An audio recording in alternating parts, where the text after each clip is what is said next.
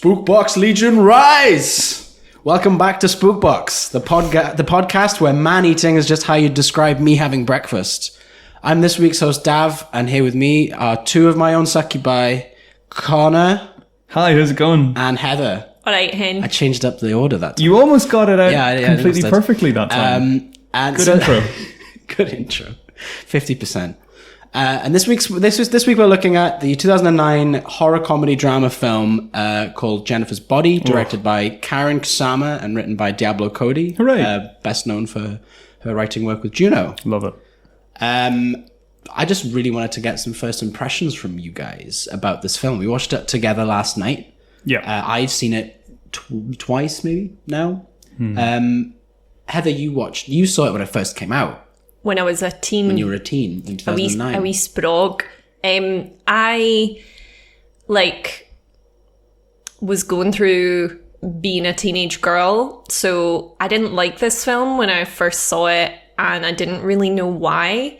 And now, after watching it again, I realised, it's a pretty horrible universe to be a woman in. I know that you've found a lot of stuff recently where people have revisited this and said that it's actually got this feminist element to it. But I think the nature of feminism is that it's not one size fits all. And for whatever I'm looking for, this movie didn't have it. Yeah. And it's such a shame because there's so many good parts. I think it just it's a failure of editing and putting it together and too many things going on. Right, I'm almost there with you on that one. I think when you said that there's so many good parts, my honest feeling about this movie is that there's one good part. Okay, well, what I mean is there's potential. If you gave me this movie and were do you want to rewrite it? I just want Don't Jennifer... rewrite it. Don't rewrite it. I just want Jennifer to have more autonomy. Oh, okay, I want for the revenge to happen much sooner. I want for it to be a buddy revenge film. I hate that the friendship has to be completely annihilated because of what happens. It needs a redraft. Let's fix this. We need to fix this movie. I also want Jennifer to get to go meet the ancient witch that's come out the hole. This is me running away. That's possessed her. And she's it's always been like this. Men have always been like this. And she has a wisdom talk with her. And then Jennifer goes back and is cool, I'm going to die because I was possessed and I was dead a week ago, but whatever. And just goes kamikaze on the band. And then the band dies, but then she dies. And she feels good that it's not going to happen to another young girl. Yeah, totally. They missed on this movie the opportunity to make it genuinely a superhero film. It should have been, well, in my opinion, and I think in your opinion as well, Heather, that she has superpowers. Yeah, and it's she becomes... Are you talking about Jennifer or are you talking about Needy? No, I'm talking about Jennifer. Right, yeah. Kind of fuck Needy, right? Needy's the... Needy is absolutely atrocious. That's the thing I hate the most about the film is that that's our audience surrogate. Yeah. She secretly kind of hates her best friend, is slut-shamey towards her, she's sort of this virtuous, she's the virgin and Jennifer's the slut. We have that. Except she's not, but again. Except she's not, but to society she is, and she gets to And given the way the film is framed, she's if you frame a character like an archetype, if you frame a character so that they are, the frumpy virgin girl, it doesn't really matter if you show them having sex, right? Which is insane, isn't it? It's so weird because truth goes out the window. It just shows that these archetypes don't ascribe to truth.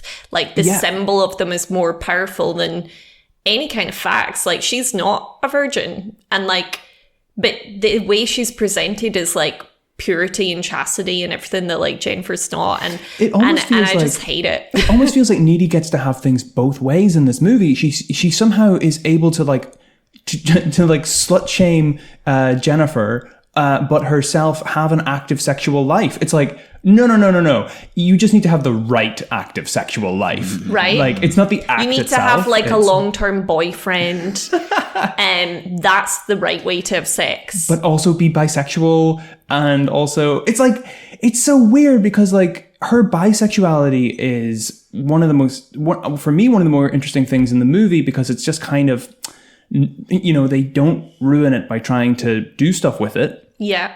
It's just kind of there. I feel like it's almost like the editors and cinematographers try to frame the same-sex kiss in the movie in a way that they were just like, well, we could just put this in the trailer. We'll put it in the fucking trailer and we'll get bums on seats. Mm-hmm. But like, even that, within the context of the movie, I feel like you're still going, okay, that was like a needlessly gratuitous, like long take of their kiss done on a close-up. But at the same time, it's like, very quickly after that, they break away and her like trouble is there. I think, what you're saying about the movie, I think really hits to me, that there's this difficulty in the film between symbolism and reality, and that that they're not too sure as a film whether this was a film based in a world purely of symbolism and symbolic order, or if this was to do with realism. For me, the ultimate scene that shows this is the Pietà scene with Jennifer's dead body at the end of the film, when her mother, who I'm pretty sure was previously unintroduced. Well, I don't think first time we see her, and she's devastated, like fucking devastated. Yeah, it's really difficult to grasp. Like Jennifer, in the moments of realism, and I think as a credit to Megan Fox's performance, like I think we get a sketched out teenage girl from that. And the tragedy of seeing like the van door close on her fear, she gets murdered. Too and fucking then, real. She's the middle section, murdered, the middle section when she's like got these superpowers, and people read that as like the symbolically feminist part of the film, but when it's sandwiched between two awful things that happen to her, and basically she dies twice, loses her friend, and she's really like isolated and lonely. Awful. Like I felt sick after watching it, because it like it felt like, as opposed to like a gratuitous rape scene, it was maybe like a gratuitous murder scene when Jennifer's killed at the end. Do you know what I mean? And it gave me the same ick. Yeah. Like the way that she's murdered by her best friend and then laying out on the bed and cried over, like there was something about her being like such an object in the end of the film that really upset me. And I think it totally swings the balance away from any kind of like strength you could take from the images of her like swimming in the water and just being isolated and powerful earlier on. Yeah. Like it really does undercut all of that. Right, well, clearly there's a lot to say. But then the film is called Jennifer's Body, so am I just being... am I digging for something that's not there? Order! Okay, all right, okay. Great, all good stuff. Hopefully we'll get into that a little bit more after I read off the summary. Awesome. If that's all right with everyone. You can keep it in your pants till then. Pull up the evidence, Your Honor. Right. So needy Lesnicki, once an insecure and studious teenager living in Devil's Kettle, Minnesota, is now a violent mental asylum inmate who relays her story as a flashback while in solitary confinement. Since childhood, Needy had been friends with Jennifer Check, a popular cheerleader, and on some level an object of romantic affection for her. One night, Jennifer takes Needy to a local dive bar to attend a concert by indie rock band Low Shoulder. A suspicious fire engulfs the bar, killing several people. In shock, Jennifer agrees to leave with the band despite Needy's protests. Later that evening, Jennifer, covered in blood and acting strangely, appears in Needy's kitchen and attempts to eat food from the refrigerator. She immediately vomits a trail of black, spiny fluid and leaves in a hurry. The next morning at school, Jennifer appears fine and dismisses Needy's concerns. While the town is devastated by the deaths caused by the fire, Jennifer seduces the school's football captain in the woods and disembowels him. Meanwhile, the members of Low Shoulder gain popularity due to their falsely rumoured heroism during the fire and offer to make a charity appearance at the school's spring formal. Their song, Through the Trees, becomes an unofficial anthem of hope for the town. A month later, Jennifer has become pale and emaciated. She accepts a date with school emo Colin, whom she brutally kills in a deserted house. While Needy and her boyfriend Chip have sex, Needy senses something dreadful has happened. She leaves in a panic and almost runs over Jennifer in her car, who is drenched in blood. At home, Jennifer appears in Needy's bed and they share an unexpected kiss. Jennifer explains that Low Shoulder had taken her into the woods after the bar fire and offered her as a virgin sacrifice to Satan in exchange for fame and fortune. Although the sacrifice and demonic exchange were a success, Jennifer was not actually a virgin, so she became permanently possessed. Leaving the woods, Jennifer had encountered an exchange student leaving the scene of the fire and made him her first victim. Jennifer states that when she has eaten, she can withstand virtually any injury without pain, healing instantly. The following day, Needy goes to the school library's occult section and determines that Jennifer... I love the school library occult section. Every library needs an occult section. I have such fond memories of my secondary school occult library section. The color determines that Jennifer is a succubus who must feed on flesh and can only be killed while she is hungry and weak. Needy tells Chip about her discoveries about Jennifer and warns him not to attend the school dance. He does not believe her, so she breaks up with him in order to protect him. Chip decides to attend the dance anyway, but is intercepted by Jennifer, who takes him to an abandoned pool house and begins feeding on him. Needy arrives there and fights Jennifer. Chip impales Jennifer through the stomach with a pool skimmer, but Jennifer removes it and escapes, as Chip dies. Needy goes to Jennifer's home and breaks into her bedroom. She fights Jennifer and stabs her in the heart with a box cutter, killing her and the demon possessor. Jennifer's mother enters and finds Needy on top of her daughter's body. Soon after, Needy is brought to an asylum. In her asylum room, she manifests some of Jennifer's supernatural powers, such as super strength and the ability to levitate, due to a non-fatal bite from Jennifer during the fight. She escapes the mental facility, hitchhiking a ride to the hotel where Low Shoulder are staying, and then murders them. No, disagree. That's in the credits. You can't put something that happens with credits rolling over it as like, you know, this is like definitely canon, happens within the movie. This is the annoying thing about it. There's no dialogue in that. There's no dialogue in that bit. That bit should have definitely have come sooner if it was going to happen at all. If somebody's already outside the theatre calling their 2009 taxi, then it's not in the fucking I don't movie. always stick around for credits. No fucking way. That doesn't happen. The credit sequence is a fever dream that Needy has. It may well be, in the insane asylum. But hold on a That's second. You know how we see her like levitating? Yeah. Bullshit. Is that to say that she's been possessed by the demon then? Yeah, that's the idea. Yeah, probably, right? That Jennifer's transferred some of the demon's powers onto her. Yeah, that's the idea. Yeah, she says that. And it's pulled out of fucking nowhere. Mm-hmm. I really feel like that whole framing device is definitely it really looks like it was done in post. Yeah. Mm-hmm. Like it's really got that like tacked on edge to it where it feels like they knew how shitty they had been to the characters, and then we're like, we need some redemption arc here. I don't know. Yeah, okay, so Dav, do you have some questions? I mean, I do, but it seems like everyone just is so mad, chomping at the bit to talk about this film. So I guess how are we to? I'm interested in what you were talking about with the sort of symbolic order of this film. Yeah. Or whether or not it is a symbolic order, or there is a symbolic order, if it's just sort of reality. Could you get into that a little bit more? What did you mean by that? Yeah, I mean, so there are ideas that are drawn largely from psychoanalysis of there being like a symbolic realism to the reality that we engage with, and in Lacanian psychoanalysis, this was often dubbed the symbolic order.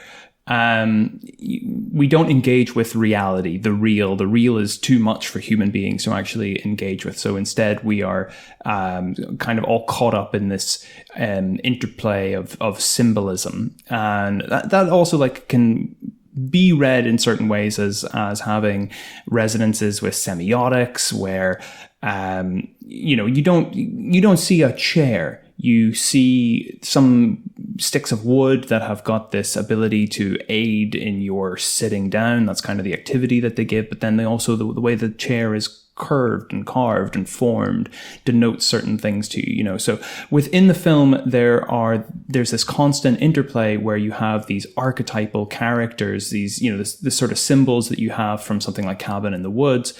And they're often talking in this incredibly heightened way that comes from Diablo Cody's really, really good script. Like, I'm sorry, maybe I'm just too much of a fan of Juno, but I think the script is awesome. I think if it had been really realized in the way that I feel it's crying out to be realized, then I think it could have been an excellent movie. So you have these like higher than real characters, but when I say high, I don't mean more sophisticated. I actually mean less sophisticated, because they're extracted from the real and boiled down to their symbols. Yeah. But then every so often there's like an interjection of reality that pushes through into the film, like in the moment where Jennifer is, abducted and raped and murdered, playing out very real crimes, the kind of deviances that human beings enact upon one another that I think we can't understand, we can't moralize. And it's portrayed in this movie in such a flippant way, but they don't manage to strike the balance between the playful symbolism and the reality of that crime. And so it just comes off as like incredibly crass, incredibly unsympathetic to the victims of those crimes. Yeah. Even the final death of the demon, where Needy stabs Jennifer in the heart, and her reaction is to say, "Ugh, my tit." Like, it's such a fun Diablo Cody line, but immediately afterwards, her mother storms into the room and cradles her dying child. Yeah. It's like, what the fuck? Who wrote just this? Uses her and then like chucks it away kind of thing. And again, that's me like wondering if I'm missing something. Like, the film is called Jennifer's Body, and it's like,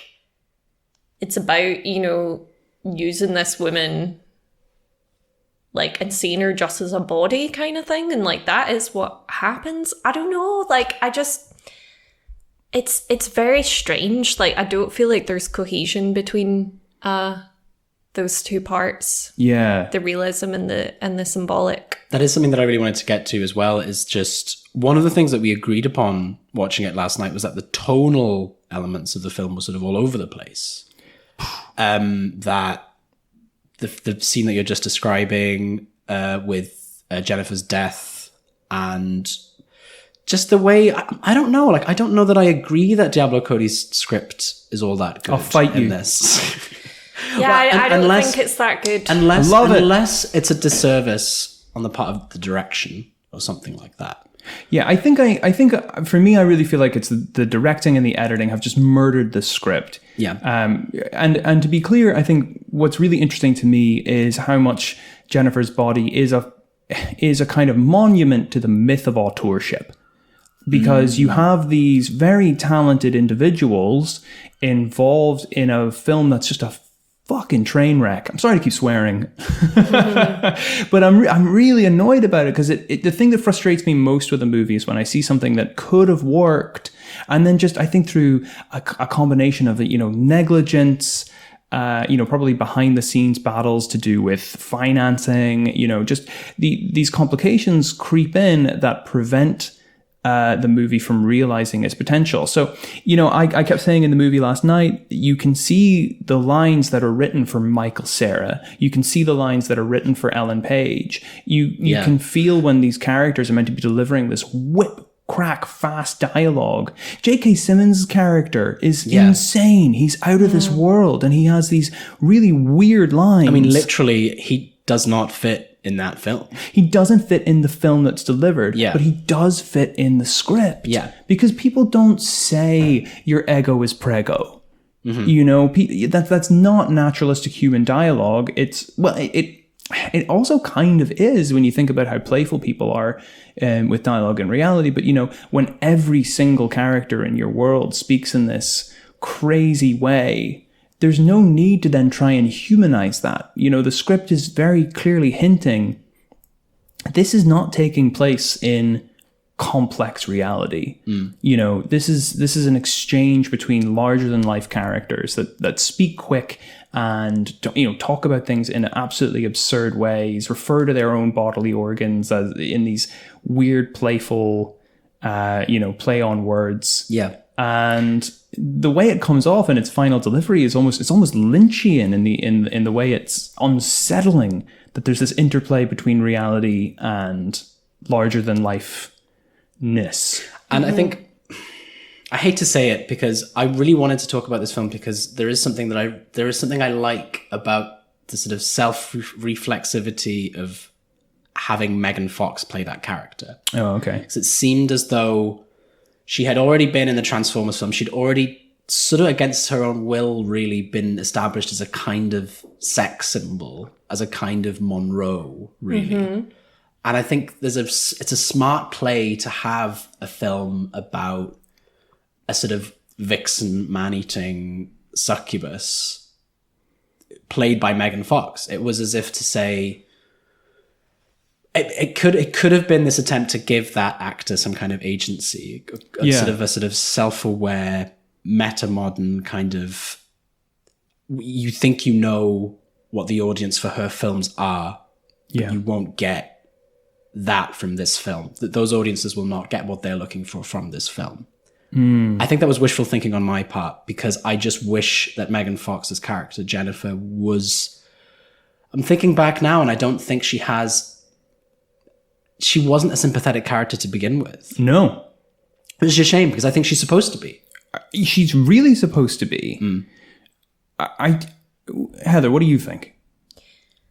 About what?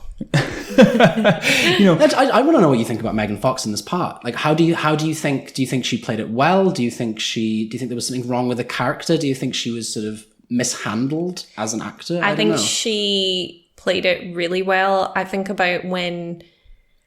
there's a really great contrast, because these are like teenage girls we're portraying, between the Jennifer we're introduced to, who's the school vixen, but then in the environment where she's out of her depth and about to be alone with these older guys from the city, you see that look of fear on her face as the van door closes. And then the way that she is in the van, suddenly, like, I feel like I can see the teen in her, the young, scared girl.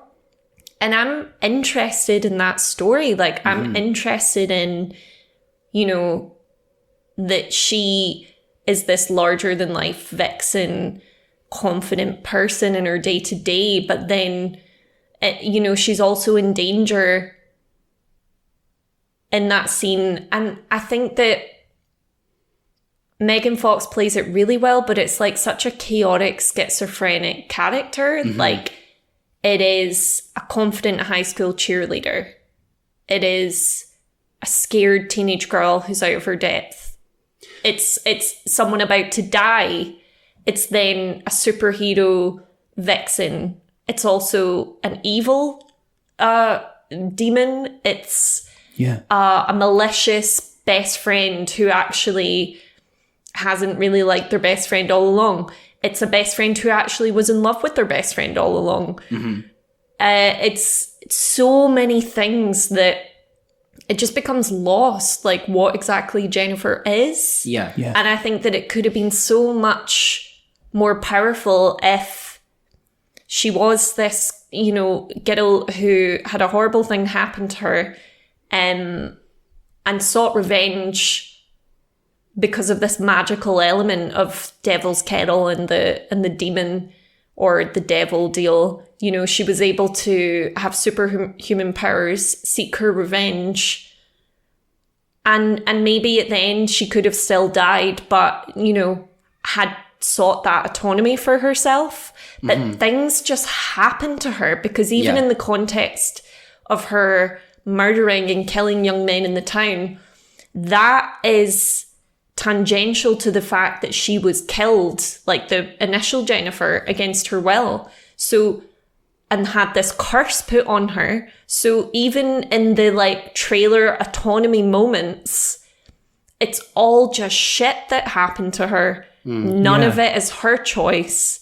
And so how can I ever, there's just not a single moment where I'm like, Jennifer's an autonomous person. So as a teenage girl watching this film, like wanting to like relate to the strength that character has in the portrayal by Megan Fox, you know, I couldn't really articulate it at the time, but like she's such a tragic victim, the character of Jennifer. Yeah. There's just no question. So how can I, in a scene where she's flicking a lighter on her tongue, that's just an image. That's not anything deeper that I can connect with and feel empowered by other than an image. So, you know, it's a collection of images of empowerment, perhaps. Her swimming in the lake, her being able to stab herself and heal. But it's nothing more than fragments of images of what a powerful woman might look like who's also sexually attractive and agential. Like, it's a shame that it's sort of there is a world in which the way this narrative is framed as being sort of needy story, really. That's the worst thing there is about a way it for that me. Could have worked. There is a way Tell that me it more. could have worked, because here we sort of being given access to Jennifer's best friend. It's the Right? postie. It's the postman, special guest. What's he got this week? We will let you know. Stay tuned. But it's a shame, because it feels like, on some level, I feel like the story wouldn't have worked if it would have just been her story, her alone. Jennifer's story alone. Right. I think she needed an ally. The thing that Needy provides should be, I think, a window into sort of her internal life. I think Jennifer is a kind of character who... Right. Behind the performativity of it, maybe she can be herself with Needy. And it's a shame that we just could don't have got something get like that. Apart from those images that you're talking about, apart from not the images of agency, I mean, the images of sort of vulnerability, we do sort of see the person behind the facade. Right. And I'm her in the like van. fascinated by that glimpse. And I think that could have been explored and that could have been really satisfying. Like, she doesn't need to be a demonic man-eater for there to be agency for this symbolic person. Yeah. She just needs her story told. Like, And I think going back to the whole tonal sort of disparity in the film, they seemed like they were trying to go for a campy element. It seemed like the fact that she was this man-eating succubus was supposed to be a campy element. But then you also have all these sort of really dramatic, horrible moments where she dies. It's not fun. Like, No. she's murdered at like 17, 18 years old. And then she's murdered by her only confidant in this quite difficult life.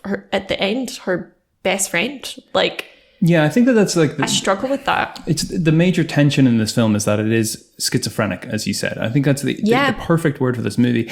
And we're talking about the various different ways that we could that one could re-edit this movie in order to kind of make it function into something that we understand and that would be more satisfying.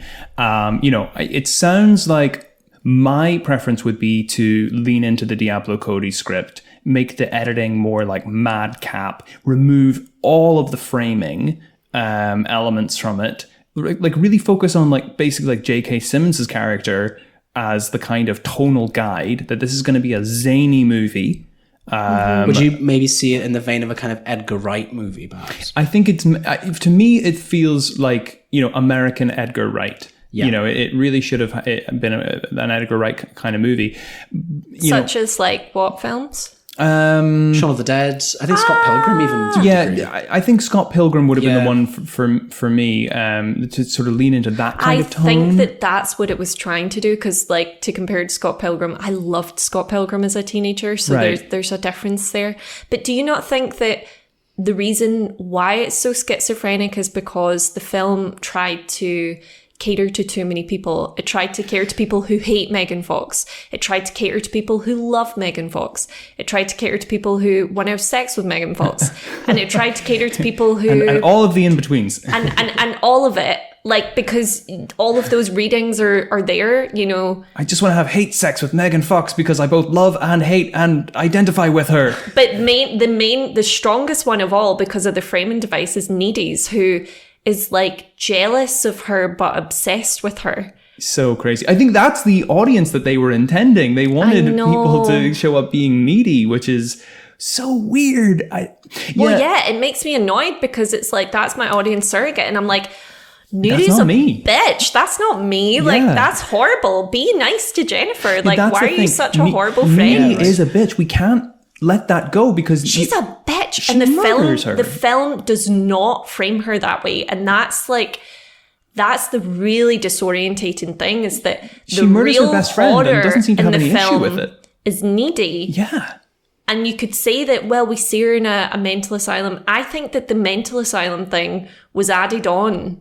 Like, because Feels it's so added it's on. tacked on at the start and it's tacked on at the end, because they must have watched the cut and then went, hang on, Needy's the demon. Like, she's awful. Yeah. So they felt like they had to prepare the audience Make for that that literal. and say, Yeah. and literally put her in That it. scene is so bad. I'm a kicker.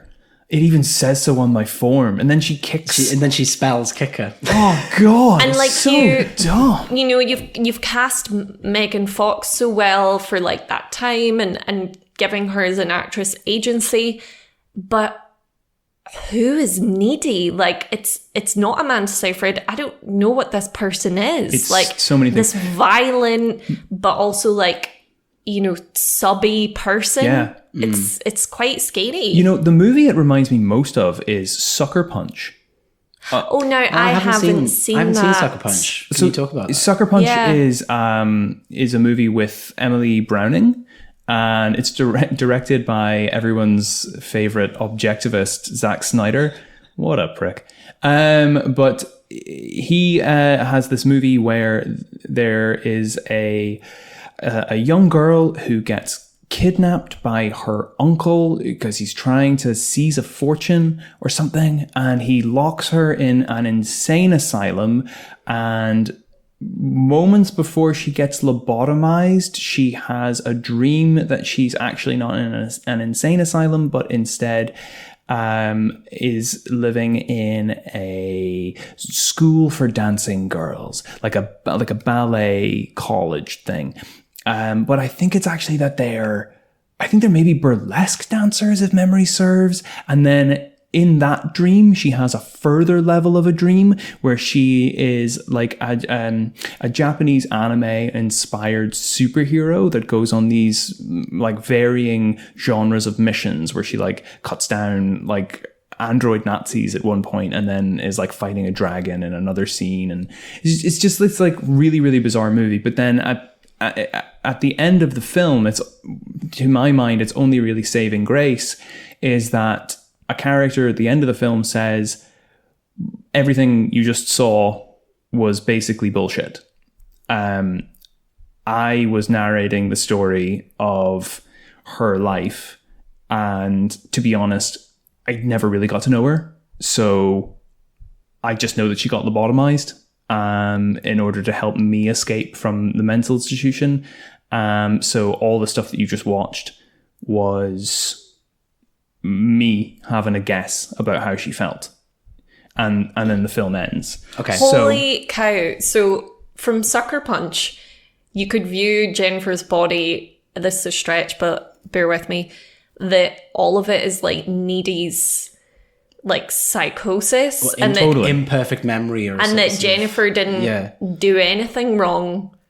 And that, you know, she murdered her out of jealousy. Oh God, yeah, totally. I mean, maybe that's the film we watched. Is that actually the film? Because this is the way that they reveal Needy to be the monster. I feel like with the framing device in the beginning and the end being credit sequence, that they are kind of like letting that be there. Like, it reminds me a bit of like Split with James McAvoy, the way that they're portraying Needy in those moments. Needy's a serial killer. Yeah, she's a serial killer. So a box cutter serial killer. And is it possible that she actually killed everyone else? Like, I mean, it's so much of a push, it's not really there, but it would make a hell of a lot more sense. Okay, you're a police officer. You're a police officer in the town of Devil's Kettle. Yeah. You're looking for motives. You're looking for reasons. You're looking for pre-existing relationships. In the movie, we see that Jennifer tries to attack the men in Needy's life for next to no reason. She's trying to attack the men in Needy's life just to kind of get at her and probe their kind of latent sexual desires for one another. But there's no evidence of that to anyone except Needy, because shortly after Jennifer asks these men that are interested in Needy away, they get murdered. So if you are a detective in the town of Devil's Kettle and you're looking for prior motives, the only person that connects all of the people that end up dead is Needy. It's true. True. Is this a better film? I think we've cracked it. Is it a crime thriller? It is a crime It's a thriller. supernatural crime thriller. Both things are there, though. There's that movie, and there's the movie where, like, this curse is real. It was put on Jennifer. And I think you fix that by allowing Jennifer more autonomy. So either, like, the autonomy Jennifer has is part of Needy's imagination, or you give her more. But as it stands, it doesn't make sense. But doesn't this fix everything? Doesn't this solve why Jennifer's such a weird character? Yeah, but I don't like that movie. It fixes it, but that film doesn't. Insane Lady. It's Misery. You know, I'm sure Misery did it better. Like, insane, possessive lady. Carrie, maybe? I don't know. What is Devil's Kettle a real place? I think it is. It was, yeah. Yeah. Is it a euphemism? A euphemism for what? A vagina.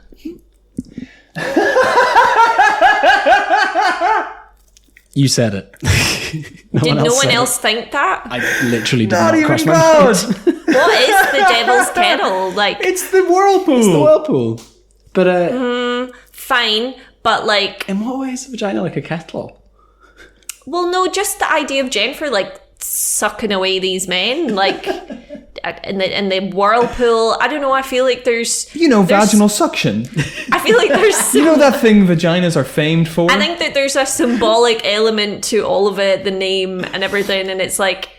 Okay, have you seen Teeth? It's like fear of a very sexually promiscuous woman. Yeah, like, it's also Possession. I don't know. Did you ever see that film? You love that film. Possession? The German one? With Sam Neill? It's in Germany, yeah. I don't know if it's a German film, but it's in Germany. Oh. Based in Germany. Isn't that based off a magic realist text? Isn't that... I don't know. Oh, I don't know. Let's get back to the questions. Right, okay. Really? I wanted to talk more about Devil's Kettles and all sorts of things, yeah. No, and just put it out there if it's just me that's like... I think that it fits in with the whole, like, slut shame. Have you seen Teeth, the movie? Let me just say. Yes. I wanted there to be... the misogyny and the fear of Jennifer situated more in that world. Yeah. I wanted to know just more. So, like, I wanted the Devil's Kettle thing and the whirlpool and the history of that space. Like, we're all fascinated by, like, haunted colonial spaces. The idea of this, like, land fighting back and there being, like, a feminine energy to it. Like, something...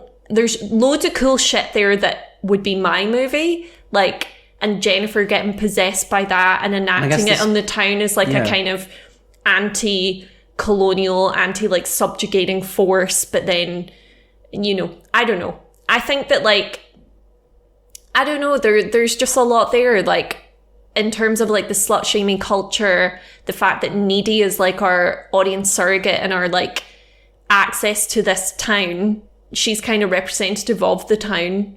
Like, I just think that I wanted to see a little bit more mythology about this place. And also, I mean, I suppose it's trying to situate us in, like, the misogynistic media culture at large with the band. Right, yeah. Right. But, yeah...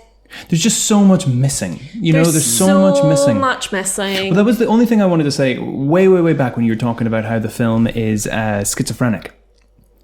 it got me thinking that there's all these other films embedded within this movie, right? Including the one that I just wrote, which stars Agent Cooper coming to Devil's Kettle and investigating it. And the only thing that links all of these cases. Anyway. I love that one, though. That's similar to my movie. It's awesome. We need to write this.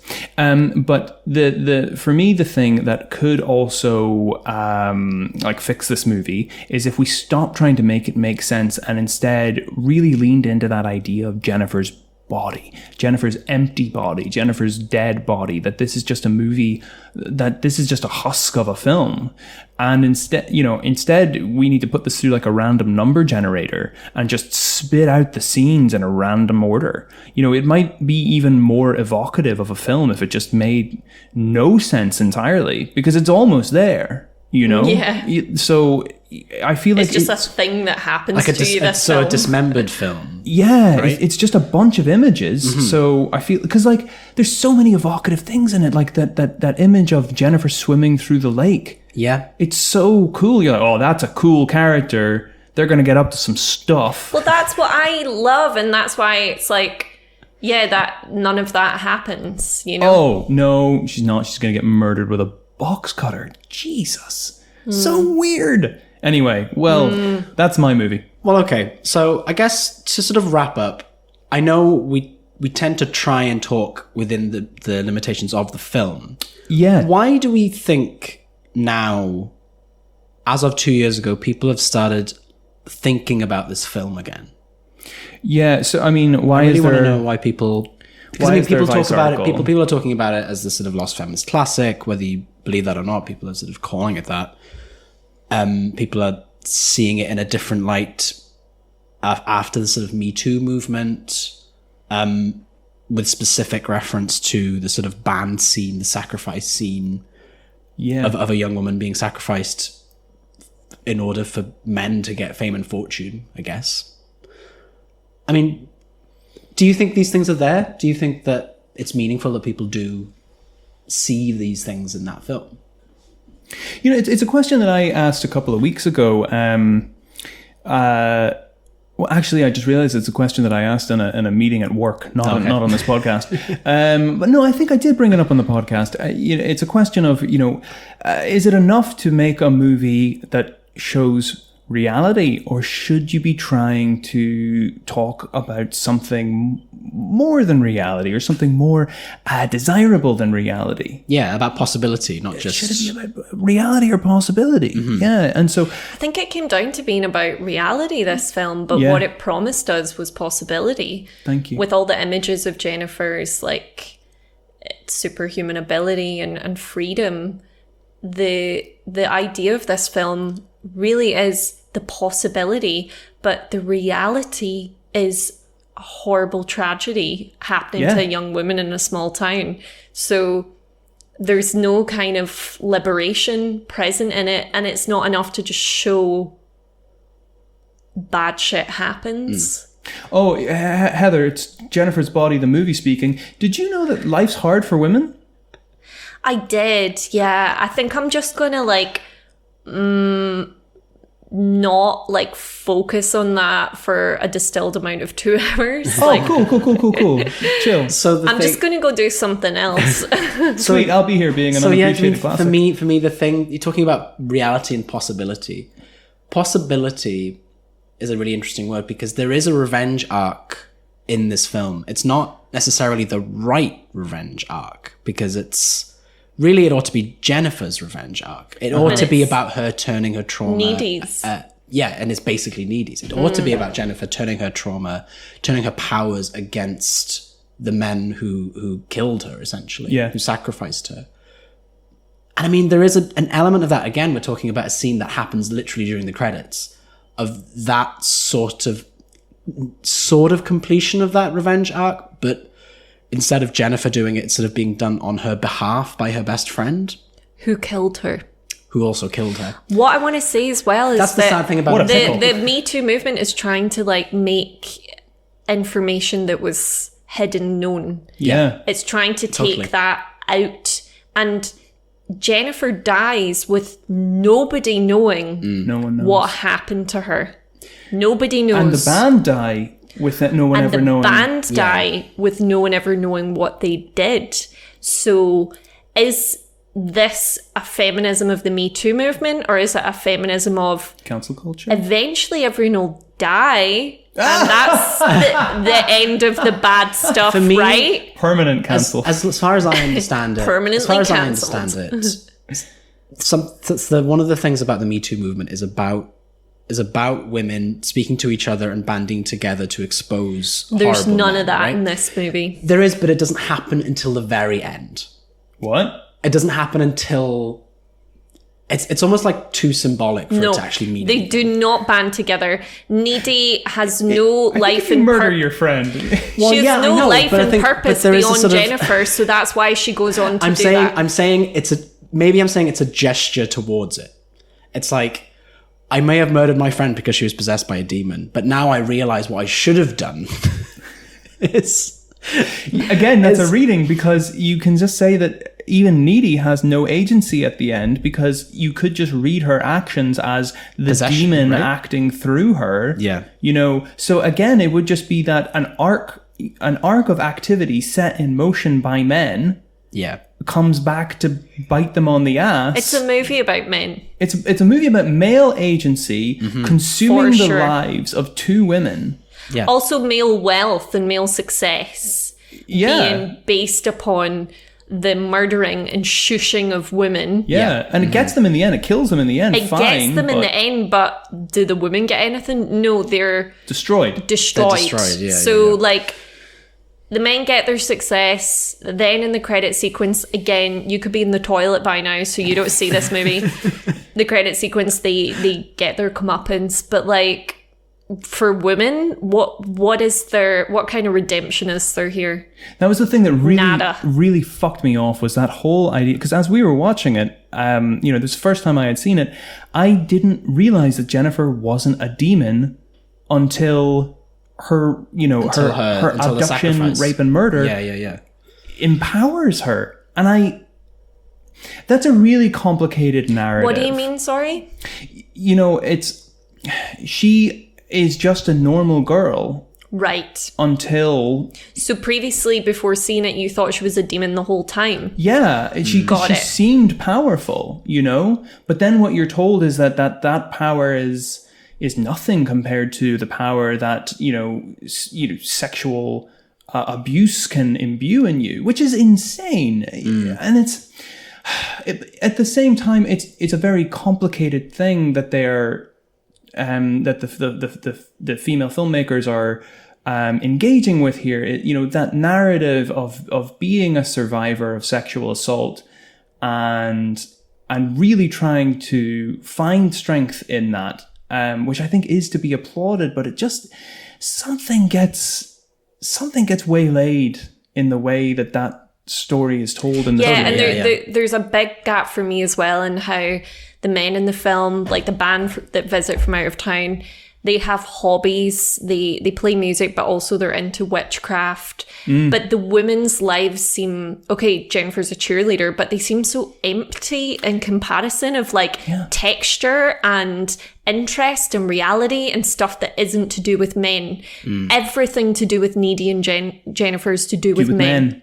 They don't have their own world at all, whereas the men do. Yeah. Yeah. There's so many shitty little comments in the movie, like, who's Phil Collins?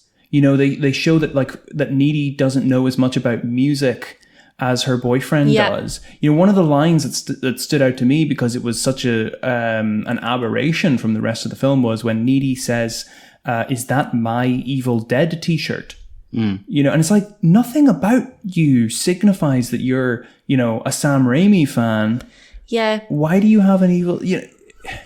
And the idea that Jennifer, only wants to date the lead singers of bands. It's this idea which I really related to at that time in my life of women being ancillary to men's interests, and they're kind of in a supporting role for the men's interests. That is there in the film, and that's why it's so toxic, because it feels like ultimately the women are just there to like support men and their musical interests and their passions or whatever, and they don't have their own world at all. And then there's something really sad about that, how it's like this group of like city boys that are practicing witchcraft and have this like camaraderie and collective. All of the women are individuals trying to compete for men. That in itself seemed kind of problematic to me, that the boy group had witchcraft texts in the well, first of all, it was kind of funny because I think they were actually I think I recognized one of them as either an actual academic text or a reference to an academic text, and it was just really funny to me that they'd be like trying to find spells in books with footnotes, like cool, it's New York. Bro, there were no spells in here. It's basically like the moments where it's trying to be like dry and like funny for me are just sad because of the reality elements. That's my summary. And the moment that really calcified that was when Needy's boyfriend, his little Chip, Chip's mum tells Chip's younger sister, who's like 7, to shut her legs. That like, you know, she's a child. No one wants to see your kiki. No one wants to see your kiki. And that's supposed to be like this zinger line that's funny. No one wants to see your kiki. But in this film, it's like you see the sexualization of women from childhood in that little snapshot. The shame sexualization. Yeah. The shame around having sexual parts and you know, being comfortable in your body. She's told to shut her legs in her own house. Like, crazy. So that moment for me told me everything I need to know about this world, about Devil's Kettle and what it's like to be a woman there. And it's a tragedy. And there's no autonomy or feminism to be taken from this situation for me. What a note to end it on. Yeah. Yeah, I mean, I wanted to any final thoughts? I want to get some final thoughts out here. I mean, I had a couple of observations. You know, I wanted to bring up how it sucks that they were reading witchcraft books when, you know, fundamentally witchcraft is such a female field, you know, and a source of female empowerment. Even for people like Germaine Greer, who, you know, so long ago tried to disavow that kind of goddess feminism. And you know, Donna Haraway and stuff as well, who have disavowed goddess feminism. But I think now there is such a strong element of people returning back to that idea of like magical matriarchy. So it was like they had stolen the books or something. And you know, I feel like it wouldn't have hurt to say. Which is why I really wanted like Jennifer to get a moment where she had some kind of education about like witches and the demon that was possessing her, could speak to her about the history of that, because I feel like in such a cold way they introduced witchcraft and, well, what did it mean to be a witch? It was a vilified woman. So it's like very strange that we have the same lesson repeating and we're reminded of the past. That's also really, really upsetting and tragic to me, is that they gesture to witchcraft and witches and ritual, and then the same fucking thing happens to Jennifer. Yeah. It's like a witch hunt. So there was no tying together the lessons from history with the present. And isn't that feminism? Passing forward the knowledge and trying to do better. Often in a very dialectic way, you know, often in a very fractious way. There was no conversation. There was no conversation. And I think that was the really crazy thing, is that I don't think the film even, not that this is any, you know, big marker or anything, but, you know, the very fun exercise of whether or not something passes the Bechdel test, you know, is a great little marker to remind yourself. Did you find out if it does? I didn't look, but I mean, it seemed like Jennifer and Needy were really only ever talking about their relationship to men. I suppose Chip's mum tells her daughter to shut her kiki, so maybe it does pass. Because no one wants to see it. But I think to pass the Bechdel test, you know, two women really do need to ask each other how they are, you know? Yeah. And then have a conversation about something other than men. And I think it needs to be 2 sentences or something along those lines. Trying to really situate what kind of feminism this film could purport to be speaking to or to be a part of. I tried to have a look, and I do think that there are some really interesting things to look at. I think this is, for me, a really interesting movie to have a conversation about. It's something that I think I'll probably end up referencing in teaching or in conversation from this point on, because of all the tensions that it does unearth. It really reminded me a lot of Germaine Greer and of some of her most recent work that is so flippant and so kind of shock jock in its tone that it ends up being quite upsetting in a lot of ways. But at the same time, it's still engendering that kind of, fractious, forward-moving, difficult conversation, Although Greer obviously is incredibly problematic for her anti-trans statements, and it has been rightfully vilified by some members of the LGBTQ plus community, it's still kind of, it's not maybe necessarily good, but it is productive to have a character there who is drawing out these further conversations. So, I mean, as much as I hated the film, I do really want to thank you for, making me watch it to start the conversations. I was glad that we could do it, because I think I wasn't expecting the conversation to go this way, to be honest, because I wasn't quite sure if my memory of the film was right. I remembered it being much better, but we may also have seen a weird cut, the uncut version is what we watched. Yeah. Which is, I don't know. Maybe there's a better cut a little flabby. And then the final thing I wanted to say was it just reminded me so much of better movies. Hard Candy. I don't know if you've seen Hard Candy. No, I've not seen that. It's often referenced in film courses because it has just got excellent cinematography that really tells the story it's trying to tell. And there's no tonal dissonance between the script editing and cinematography. Teeth, or Dentata, I think it's sometimes called. It's the movie about the vagina dentata. Yeah. And then I'm not going to say Sucker Punch. Actually, it sucks. It's a terrible movie. It's very interesting on paper, but it's generally kind of rubbish. Cool. Well, if that's all there is to say, and that is all that there is to say about this film.